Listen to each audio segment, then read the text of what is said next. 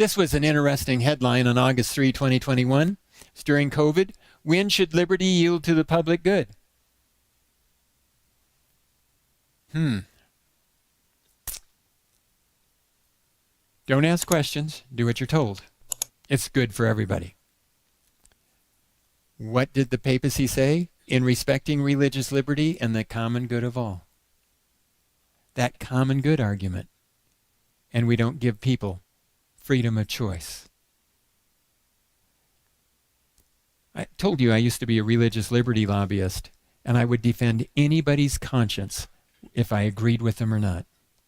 Because if we lose conscience and the ability to stand for what we believe, we're in big trouble. But the Catholic system was always trying to take that away and replace it with their traditions.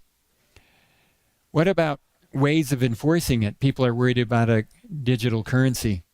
Wall Street Journal talked about a bunch of positive things that you could get out of that.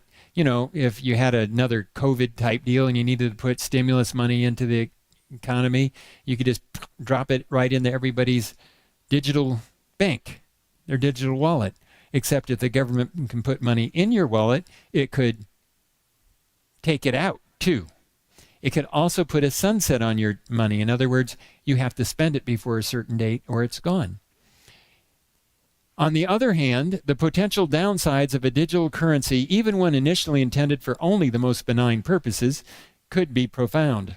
A government could make it impossible to spend the digital currency on things the ruling party deems problematic. Throughout history, I think you see many examples where you see tech that seems very benign get perverted into much more malign uses. Well, you might be thinking, is this just a Seventh-day Adventist thing? If it is, you can ignore it. But you need to go back and check, is it in the Bible? That's what really counts. And I can tell you this idea that the day of worship would be God's sign or the beast sign, on which one you're following, did not come from Seventh-day Adventist. 200 years before there ever was a Seventh-day Adventist, this book was published. Thomas Tillem's The Seventh-day Sabbath Sought Out and Celebrated, or the saints' last design upon the man of sin with their advance of God's first institution to its primitive perfection, being a clear discovery of the black character in the head of the little horn, Daniel 7:25, the change of times and laws. With the Christian's glorious conquest over the mark of the beast and the recovery of the long-slighted seventh day to its ancient glory, where Mr. Aspinwall may receive full answer to his late peace against the Sabbath. Now, my friend found that in the Notre Dame archives, and he told me about it, and I started begging him until he finally sent me a copy of the cover. When I clicked on the cover, when he sent it by email, it opened up to the whole book. And so I put it on my website. If you want to read it, under resources, you can read that there.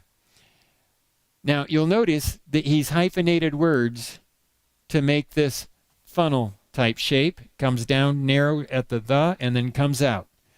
Can you see the goblet? And there's a saucer that you're going to set it on. It's kind of interesting.